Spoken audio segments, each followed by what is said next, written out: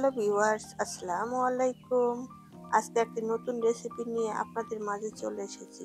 আজকে আপনাদের করে দেখাবো কাঁচা পেঁপে দিয়ে খুব সহজে কিভাবে মজাদার নাড়ু তৈরি করবেন তার একটি সহজ রেসিপি। এইভাবে নাড়ু বানিয়ে আপনার পরিবারের লোকদের খাওয়ালে তারা আপনার প্রশংসা করতে বাধ্য হবে। আশা করি আপনাদের ভালো লাগবে, তাই ভিডিওটি স্কিপ না করে পুরো ভিডিওটি দেখবেন। চলেন তাহলে মূল রান্নায় চলে যাই। এখানে নাড়ু বানানোর জন্য আমি একটা বড় সাইজের কাঁচা পেঁপে নিয়েছি। এখন পেঁপেটা আমি ভালোভাবে খোসা ছাড়িয়ে নেব।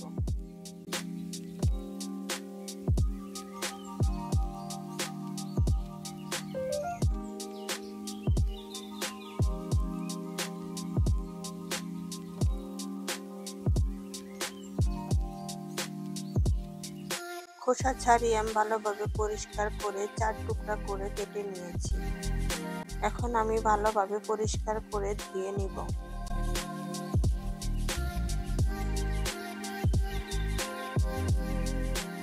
পরিষ্কার পানি দিয়ে আমি ভালোভাবে ধুয়ে নিয়েছি। এখন গ্রেটার দিয়ে গ্রেট করে নিব। আমি গ্রেটারের এই চিকন পাশ দিয়ে গ্রেট করে নিব। মোটা পাশ দিয়ে করা যাবে না, তাহলে অনেক বড় বড় হবে, নাড়ুগুলো ভালো হবে না।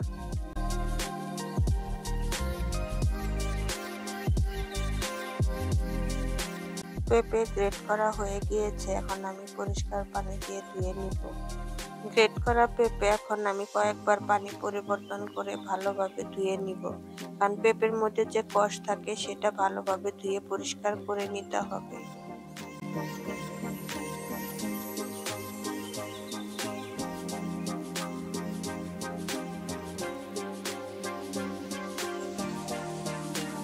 এখন আমি পেঁপে সিদ্ধ করে নিব।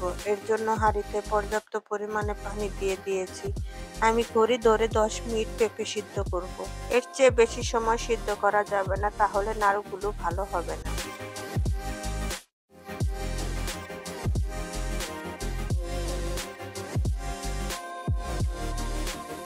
ফিরে আসলাম 10 মিনিট পর। এখন আমার পেঁপে সিদ্ধ হয়ে গিয়েছে। এখন পানি থেকে পেঁপে তুলে নিব।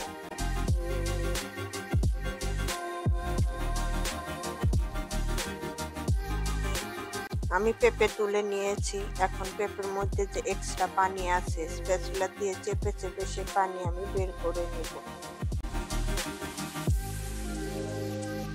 চেপে চেপে আমি সব পানি বের করে নিয়েছি। দেখেন কতটা পানি বের হয়েছে পেঁপে থেকে।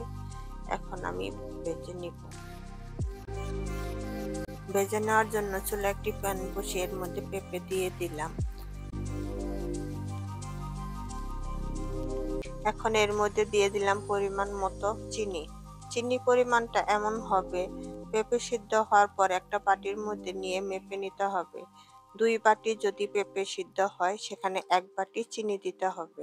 এখন এর মধ্যে দিব 2টা দারচিনি ছোট সাইজের, একটা তেজপাতা মাঝখান থেকে ছিঁড়ে দিয়েছি, 3টা এলাচ আমি একটু থেতো করে নিয়েছি, যাতে এলাচের সুঘ্রাণ ভালোভাবে বের হয়। সামান্য পরিমাণে লবণ, তবে মিষ্টি খাবারে লবণের পরিমাণ এত বেশি দিতে হয় না।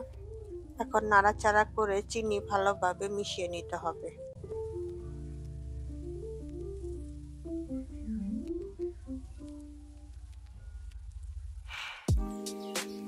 নাড়ুর মধ্যে সুন্দর একটা কালার আসার জন্য দিয়ে দিলাম অল্প পরিমাণে জর্দা রং।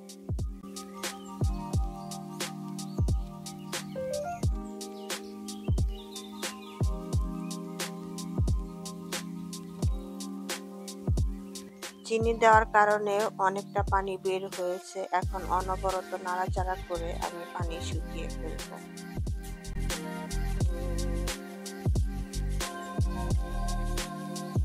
পেঁপে ভাজতে ভাজতে পেঁপের মধ্যে একটা স্টিকি ভাব চলে এসেছে।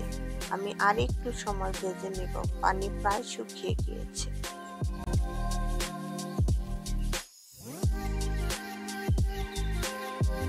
আমার পেঁপে ভাজা হয়ে গিয়েছে। এখন আমি নামিয়ে নিব।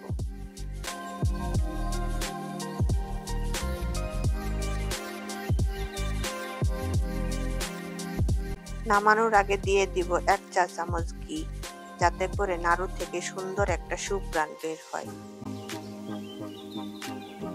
এখন নাড়াচাড়া করে ঘি আমি ভালোভাবে মিশিয়ে নেব।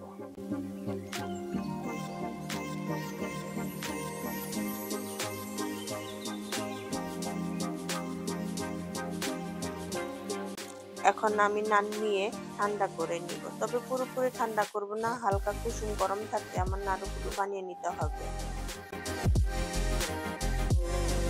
এখন আমি নাড়ুগুলো বানিয়ে নিব। আপনারা আপনাদের পছন্দ মতো ছোট বড় যে কোনো সাইজের নাড়ুগুলো বানিয়ে নিতে পারেন।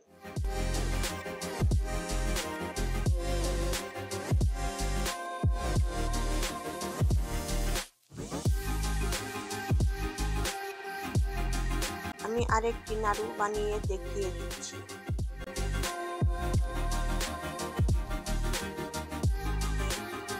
এভাবে নাড়ু বানিয়ে এয়ারটাইট বক্সে বেশ কয়েকদিন সংরক্ষণ করেও খেতে পারবেন। আমার রেসিপিগুলো যদি আপনাদের ভালো লেগে থাকে তাহলে অবশ্যই আমার চ্যানেলটিকে সাবস্ক্রাইব করে দিবেন এবং পাশে থাকা বেল আইকনটিতে ক্লিক করবেন, যাতে আমার সকল ভিডিও নোটিফিকেশন সবার আগে আপনার কাছে পৌঁছে যায়।